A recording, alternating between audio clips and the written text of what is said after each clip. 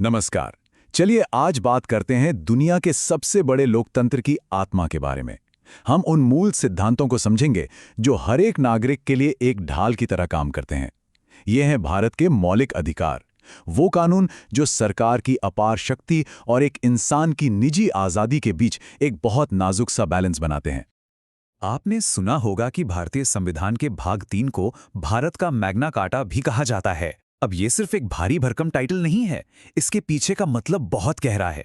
सोचिए जरा, 1215 में इंग्लैंड में एक दस्तावेज आया था जिसने पहली बार राजा की बेरोक-टोक ताकत पर लगाम लगाई थी। बिल्कुल उसी तरह हमारे संविधान का ये हिस्सा, ये पार्ट 3, आज सरकार को अपनी शक्ति का गलत इस्तेमाल करने से रोकता है। ये पक्का करता है कि हर नागरिक की आज़ादी, उसकी स्वतंत्रता सुरक्षित रहे। तो ये सिर्फ एक रूल बुक नहीं है, ये हमारे लोकतंत्र की धड़कन है। इसे संविधान की अंतरात्मा भी कहा गया है। तो अब सवाल ये उठता है कि जब हम अधिकारों की बात करते हैं तो वो हमेशा किसी ना किसी शक्ति के सामने एक कवच की तरह होते हैं, है ना? तो फिर ये कवच, ये हमारे मौलिक अधिकार, आखिर हमें किसकी शक्ति से बचाने के लिए बनाए गए हैं? इस सवाल का जवाब छिपा है संविधान के अनुच्छेद 12 में, जो राज्य यानी द स्टेट शब्द को समझाता है। और यकीन मानिए, ये शब्द हमारी जिंदगी के लगभग हर हिस्से को छूता है। इसमें केंद्र सरकार, संसद, राज्यों की सरकारें, हमारी नगर पालिकाएं, पंचायतें, यहाँ तक कि LIC और ONGC जैसी सरकारी कंपनियां भी शामिल हैं। मतलब राज्य वो पूरा शक्तिशाली ढांचा है जो हमारी सड़कों से लेकर हमारे स्कूलों तक सब कुछ कंट्रोल करता है। और मौलिक अधिकार बस इसीलिए बनाए गए हैं ताकि ये विशाल शक्ति हमेशा लोगों की सेवा में रहे, उन पर हावी ना हो जाए।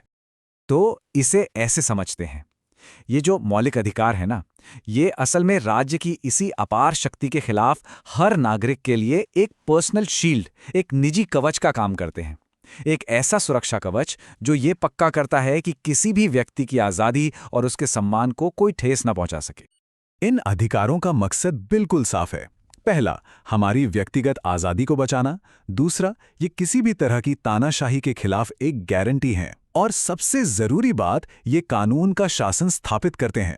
इसका सीधा सा मतलब है कि कानून सबसे ऊपर है, सरकार भी उससे ऊपर नहीं।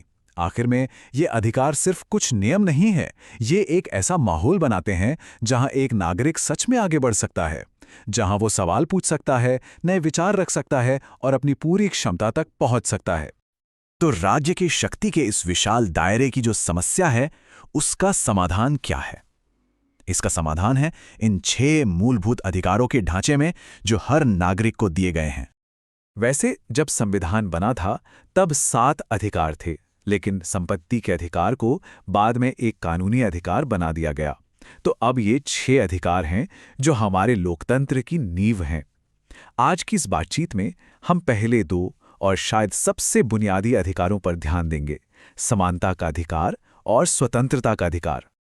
चलिए, तो पहले अधिकार की गहराइयों में उतरते हैं, समानता का अधिकार, जो अनुच्छेद 14 से 18 तक फैला हुआ है। इसका लक्ष्य बिल्कुल सीधा है, सभी के लिए बराबर अधिकार और बराबर मौके, चाहे उनका बैकग्राउंड कुछ भी हो।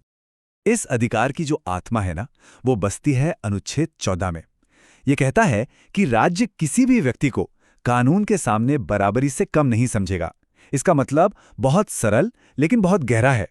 चाहे कोई देश का सबसे बड़ा नेता हो या सड़क पर काम करने वाला एक दिहाड़ी मजदूर, चाहे कोई अरबपति बिजनेसमैन हो या एक छोटा दुकानदार, कानून की नज़र में सब बराबर हैं। पर ये बड़ी बड़ी बातें असल जिंदगी में काम कैसे करती हैं? तो संविधान इसे कुछ कदमों में लागू करता है। अनुच्छेद 15 कहता है कि धर्म, जाति, लिंग या जन्मस्थान के आधार पर कोई भेदभाव नहीं होगा। अनुच्छेद 16 सरकारी नौकरियों में सबको बराबर मौके देने की गारंटी देता है। और फिर आता है अनुच्छेद 17, जो एक क्रांतिकारी कदम था। ये अस्पृश्यता यानी छुआछूत जैसी सदियों से चली आ रही सामाजिक बुराई को जड़ से खत्म कर देता है।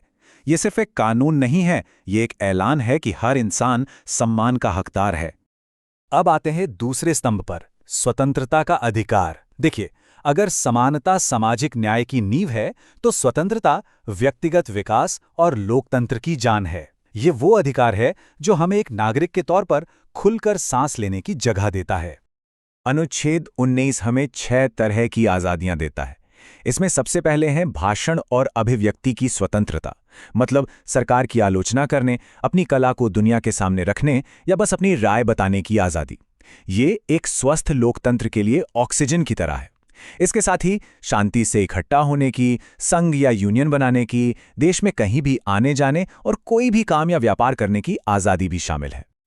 और फिर है अनुच्छेद 21, जिसे अक्सर मौलिक अधिकारों का दिल कहा जाता है।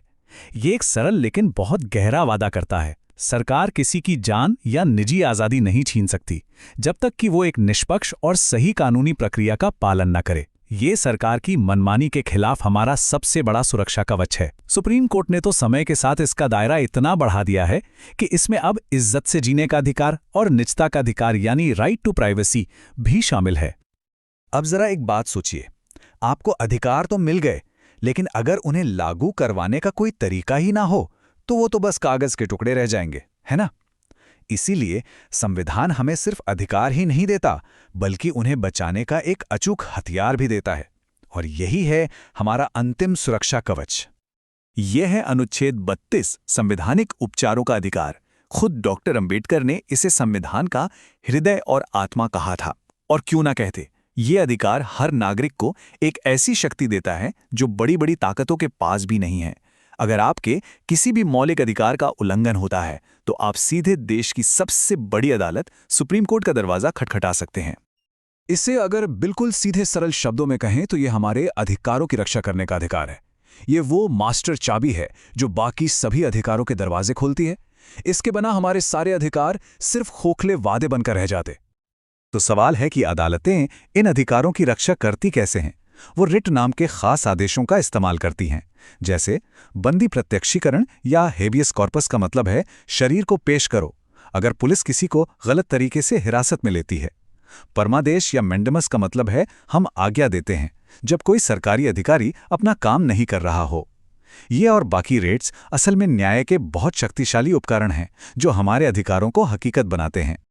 अच्छा, यहाँ एक बहुत बहुत ज़रूरी बात समझनी होगी। ये जो मौलिक अधिकार हैं, ये असीमित नहीं है, मतलब ये एब्सोल्यूट नहीं है। संविधान खुद मानता है कि एक व्यक्ति की आज़ादी और पूरे समाज के हितों के बीच एक संतुलन बनाना बहुत ज़रूरी है। तो देखिए, यहाँ एक संतुलन की बात है। एक तरफ हमारे अधिकार हैं तो दूसरी तरफ उन पर लगने वाले उचित प्रतिबंध यानी रीजनेबल रेस्ट्रिक्शंस। मिसाल के तौर पर बोलने की आज़ादी का ये मतलब नहीं कि कोई किसी को बदनाम करे या देश में हिंसा भड़काए। संसद देश की सुरक्षा, पब्लिक ऑर्डर या नैतिकता के आधार पर इन आज़ादियों पर कुछ सीमाएं लगा सकती है। और ये संतुलन एक मजबूत लोकतंत्र के लिए बेहद ज़रूरी है। ये पक्का करता है कि हमारी आज़ादी दूसरों के अधिकारों या समाज की सुरक्षा की कीमत पर ना आए। और ये हमें हमारे आखिरी और सबसे अहम सवाल पर लाता है। संविधान ने हमें यह शानदार ढांचा और यह मजबूत कवच तो दे दिया है, लेकिन ये अधिकार सिर्फ किताबों में लिखे रहने से जिंदा नहीं रहते। सवाल यह है कि अगर ये अधिकार लोकतंत्र का आधार हैं, तो उन्हें बनाए रखने में हम नागरिकों की क्या भूमिका है? ये एक ऐसा सवाल है जिस पर हम सभी को सोचना चाहिए, क्योंकि आखिर में ये अधिकार उतने ही मजबूत होते हैं जितने हम नागरिक उन्हें बनाने के लिए तैयार होते हैं। हमारे संविधान ने हमें एक कीमती तोहफा दिया है, इसकी रक्षा करना हम सभी का फर्ज है।